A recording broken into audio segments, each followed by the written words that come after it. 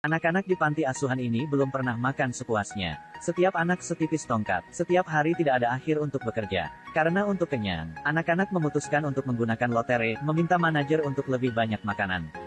Ben beruntung memukul tali terpendek. Bocah itu mengumpulkan keberanian untuk pergi ke depan manajer. Bisakah Anda memberi saya lebih banyak nasi? Setelah itu, cerita ini segera menyebar ke tempat sutradara. Baru saja melihat wajah sutradara yang galak ini, sekarang saya bisa mengerti mengapa anak-anak di panti asuhan sangat kurus. Direktur menginstruksikan bawahannya untuk menjual Ben ke pemilik toko peti mati.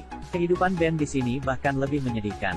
Setiap hari dia makan sangat sedikit, dan pada malam hari dia harus tidur di kamarnya untuk menyimpan peti mati. Orang-orang di sini membawanya keluar untuk melampiaskan kemarahan mereka. Ben tidak tahan lagi. Dia memutuskan untuk melarikan diri dari tempat ini, pergi ke London. Dalam perjalanan, jika Anda merasa lelah, dia akan menghabiskan malam di rumput. Jika Anda haus, Anda akan minum air dari genangan air di pinggir jalan. Tapi dia sangat lapar, sampai jatuh ke tanah. Untungnya, seorang wanita tua yang baik hati menyelamatkannya. Kemudian dia melanjutkan perjalanannya, akhirnya mencapai London. Saya juga bertemu dengan saudara yang cerdas. Kakak pintar tahu Ben udah puasa 7 hari. Membawanya ke warung pinggir jalan. Setelah itu, dia mulai melakukan sihirnya sendiri. Setelah Ben makan dan minum, kakak yang cerdas memutuskan untuk menjadi orang baik sampai akhir. Jadi bawa Ben kembali ke markasnya. Setibanya di pangkalan, semua orang di sini memiliki bakat yang hebat, tubuh yang luar biasa. Baru kemudian Ben menyadari bahwa mereka semua pencopet. Tapi meski begitu, mereka masih berkali-kali lebih baik daripada orang-orang panti asuhan dan toko peti mati. Setidaknya di sini saya bisa mengisi perut saya dan tidak dipukuli. Begitu seterusnya, Ben mulai belajar keterampilan pencopetan dengan pamannya yang berambut panjang di sini. Tapi sebelum aku bisa mengambil tindakan, sesuatu terjadi. Anak laki-laki ini awalnya adalah seorang yatim piatu. Tapi demi hidup, dia mau tidak mau menjadi pencopet. Hari itu, Ben dan saudara laki-lakinya yang pintar dan bertopi merah pergi ke jalan. Mempersiapkan pencopet pertama dalam hidup. Dengan sangat cepat, saudara lelaki yang cerdas dan topi merah mengidentifikasi target sebagai paman kaya. Ben masih tidak punya waktu untuk bereaksi, hanya berdiri tercengang. Topi merah buru-buru melangkah maju untuk merespon. Begitu saja, mereka berhasil mendapatkan sapu tangan milik paman kaya. Tapi sayang sekali pemilik toko buku itu melihat semua itu. Kakak yang cerdas dan topi merah melarikan diri ketika dia melihat situasinya tidak baik.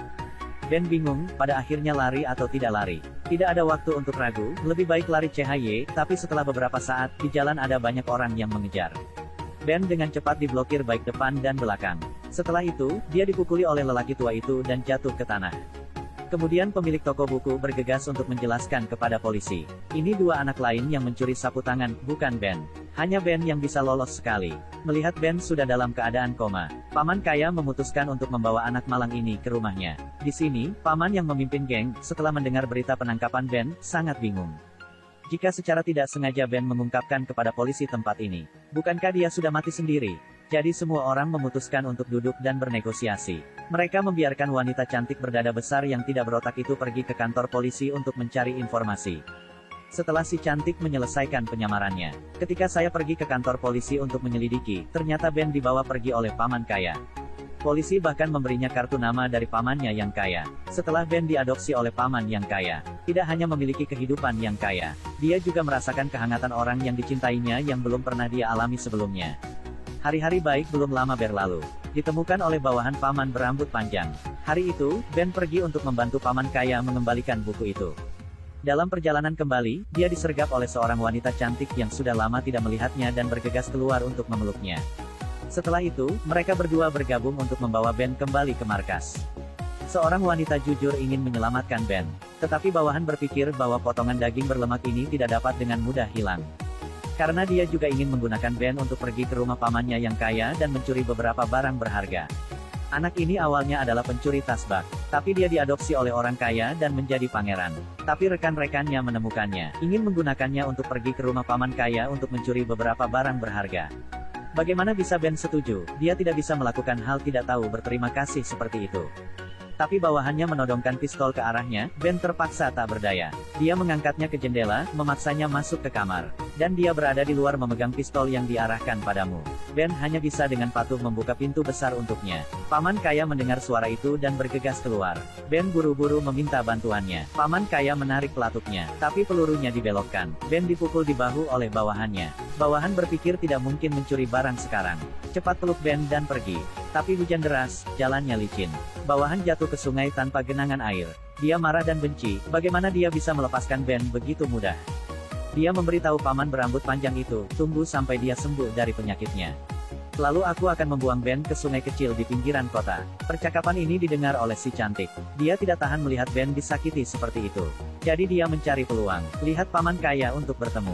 Setelah dia mengetahui bahwa Ben ada di tangan pamannya yang berambut panjang, segera memutuskan untuk pergi ke kantor polisi untuk melaporkan kasus tersebut. Tetapi paman berambut panjang itu segera menemukan perilaku yang tidak biasa dari wanita cantik itu. Jadi dia mengirim saudara lelakinya yang pintar untuk mengikutinya diam-diam. Kakak yang pintar membawa semua kata yang dia dengar kembali ke paman berambut panjang. Paman berambut panjang itu dengan cepat mengeluarkan cawatnya, bersiap untuk melarikan diri. Tapi bawahan tidak menelan kemarahan ini. Dengan asumsi bahwa kecantikan telah menjual dirinya sendiri. Jadi dia menanganinya tanpa ragu-ragu. Setelah itu, dia dan anjingnya bersiap untuk meninggalkan London. Tapi dia tidak pergi jauh ketika dia berubah pikiran. Dia pasti akan kembali untuk mendapatkan uang dari paman berambut panjang dan pergi nanti Bo. Tetapi begitu dia kembali ke London, dia membeku. Jalan-jalan diplester dengan surat perintah buronan untuknya, agar tidak ditemukan oleh orang lain. Dia mengikat salah satu ujung tali dengan simpul besi. Dia bersiap untuk berurusan dengan anjingnya terlebih dahulu. Masih beruntung anjing itu sangat pintar. Itu telah digigit pada tali, lalu kabur dengan tergesa-gesa. Di sini, polisi dengan cepat menemukan anjing bawahannya. Larut malam, bawahan datang ke paman berambut panjang Chu. Tapi sekarang anjingnya juga membawa sekelompok polisi ke sini. Melihat situasinya tidak baik, dia menyeret Ben ke atap. Setelah melewati sebuah ruangan, tapi tidak ada cara untuk melarikan diri ke depan. Dia melihat katrol di depannya. Kemudian dia memeluk Ben dan mengambil langkah lambat di udara, melompati atap di seberangnya. Tetapi pada saat dia melepaskan talinya, suara anjing menggonggong di belakang tiba-tiba datang. Dia menoleh untuk melihat dan secara tidak sengaja menyelipkan kakinya ke bawah. Setelah itu, dia digantung di udara. Di akhir film, paman berambut panjang itu dibawa ke kantor polisi. Ben bahkan datang untuk mengucapkan selamat tinggal padanya untuk terakhir kalinya. Karena di hati Ben, paman berambut panjang adalah orang yang baik good. Sekali lagi Ben diadopsi oleh paman yang kaya. Jalani hidup dengan bahagia. Tapi saya tidak tahu kemana para pencopet itu pergi Wen.